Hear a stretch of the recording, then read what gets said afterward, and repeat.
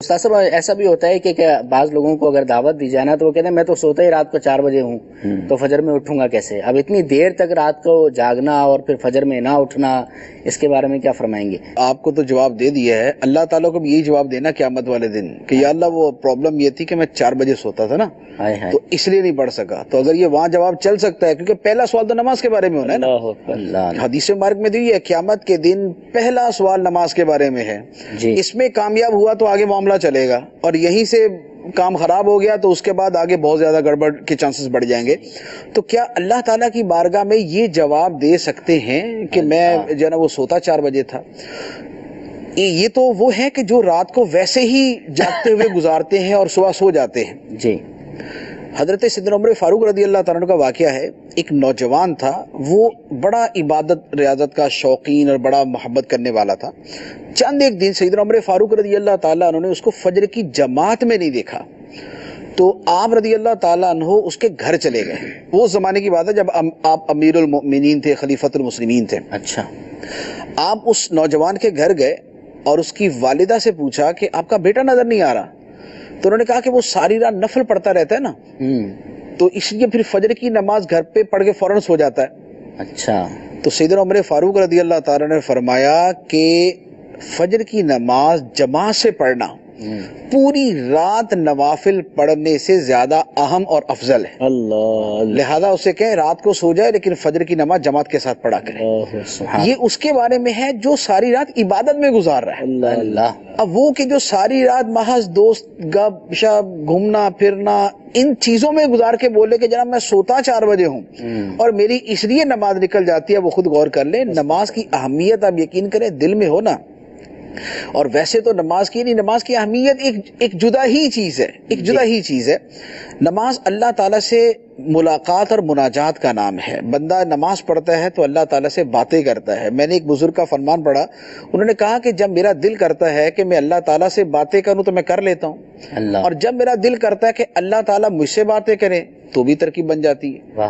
تو اس سے پوچھا حضور یہ کیا بات کر دی آپ نے کہ جب آپ کا دل کرتا ہے اللہ تعالیٰ سے بات کر لے، جب آپ چاہیں تو اللہ تعالیٰ آپ سے بات کر لے. انہوں نے فرمایا کہ جب میرا دل کرتا ہے کہ میں اللہ تعالیٰ سے باتیں کروں تو میں نماز شروع کر دیتا ہوں، کیونکہ نماز میں بندہ خدا سے باتیں کرتا ہے. اور یہ بخاری کی حدیث ہے. فرمایا کہ جب بندہ جب نماز میں ہوتا ہے تو وہ اپنے رب کی بارگاہ میں ہوتا ہے اور اسے مناجات کرتا ہے، اس سے ایک گفتگو کرتا ہے، قرب والی گفتگو کرتا ہے. اور پھر بزرگوں نے فرمایا کہ جب میرا دل یہ کرتا ہے کہ اللہ تعالیٰ مجھ سے باتیں کرے تو میں قرآن پڑھتا ہوں، کیونکہ قرآن خدا کا کلام ہے. قرآن خدا کا کلام ہے تو جب میں قرآن پڑھتا ہوں تو خدا مجھ سے باتیں کر رہا ہے، خدا مجھ سے کلام فرما رہا ہے. تو نماز یہ ہے، اس کی قدر و اہمیت دل کے اندر ہو تو پھر کسی جیسے وہ بزرگوں کا ہے کہ کسی کی وہ تکبیر اولا نکل گئی یا جماعت نکل گئی تو افسوس کر کے گھر کے اندر بیٹھ گئے اور کہا کہ افسوس کے میرا بیٹا فوت ہوا تو پورا شہر جو ہے میری تعزیت کے لیے آ گیا اور میری جماعت یا تکبیر اولا نکل گئی، اور افسوس کہ صرف فلاں صاحب میرے ساتھ تعزیت کرنے کے لیے کہ یار آپ کی وہ جماعت نکل گئی. تو جب اہمیت دل کے اندر ہو نا تو پھر وہ امیر سنت کی طرح نا فجر کے لیے وہ 3 الارم لگا کے جو ہے نا وہ آدمی لیٹتا ہے کہ اس سے نہیں تو اس سے اٹھے، اس سے نہیں تو اس سے اٹھے. پھر یہ والی ہو. نبی پاک علیہ الصلوۃ والسلام سفر کے اندر جب آپ سفر فرماتے جی تو ایک صحابی کی لازمی طور پہ یہ ڈیوٹی ہوتی تھی جی کہ سب اگر سو رہے نا تو وہ جاگتے رہیں گے. اور ان کے جاگنے کی ڈیوٹی کا مین مقصد یہ تھا کہ فجر کی نماز کے لیے جگائیں گے. سبحان اللہ. فجر کی نماز کے لیے جگائیں گے. حالانکہ نبی پاک علیہ الصلوۃ والسلام کا معاملہ جو ہے وہ وراء الورا ہے لیکن اس کے باوجود ہماری تعلیم کے لیے اللہ تعالیٰ نے ہماری تربیت کے لیے تعلیم کے لیے اللہ تبارک و تعالیٰ نے ایک مرتبہ یہ معاملہ بھی فرمایا کہ جن صحابی کی ڈیوٹی لگی وہ خود بھی سو گئے. اچھا. اور اس کے بعد پورا وقت ہی نکل گیا اور جب سورج کی پہلی کرن چمکی تو سرکار علیہ الصلوۃ والسلام کی مبارک آنکھیں کھولی تو فرمایا کہ یہ کیا. پھر وہاں سے آگے چلے گئے، آگے جا کے جماعت کے ساتھ پھر وہ قضا بھی آپ نے ادا فرمائی. لیکن یہ ساری وہ تربیت کے لیے کہ جب اٹھنا ہے تو پھر ایک دل کے اندر فکر مندی جو ہے وہ آدمی کو اٹھا دیتی ہے. فکر مندی جو ہے نا وہ پھر بہت کچھ کروا دیتی. تو عمر فاروق رضی اللہ تعالیٰ عنہ کا ایک واقعہ مجھے یاد آ گیا. جب آپ پہ قاتلانہ حملہ ہوا نا تو آپ کے پیٹ میں خنجر مارے اور پورا کھل گیا سارا. اللہ. تو اب آپ بے ہوش ہو گئے. جب آپ کو ہوش آتا تو سب سے پہلے پوچھتے نماز کا وقت ہے؟